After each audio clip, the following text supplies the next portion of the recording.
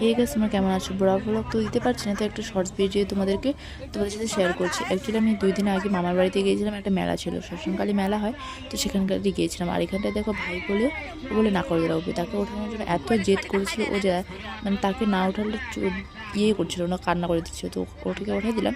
তারপর আমরা অনেক বড় টিম নিয়ে আসি, অনেক জন মিলে আসলাম। আর এখানে দেখো তোমরা মামা এখানে তোমাদেরকে কটন ক্যান্ডি দেখিয়ে দেখিয়ে খাচ্ছে। মানে কারা কারা এরকম কটন ক্যান্ডি খেতে ভালোবাসে তোমরা অবশ্যই কমেন্টে জানাবে। আর আমরা যেহেতু অনেক বড় টিম নিয়ে আসলাম, তোমাদেরকে টিমটা দেখা একবার দেখো। এদিকে মাসি ওরা আছে সবাই মিলে, আর এদিকে মামি মাসি ভাই মা সব মিলে, মানে অনেকজন মিলে আসলাম আমরা, অনেকজন।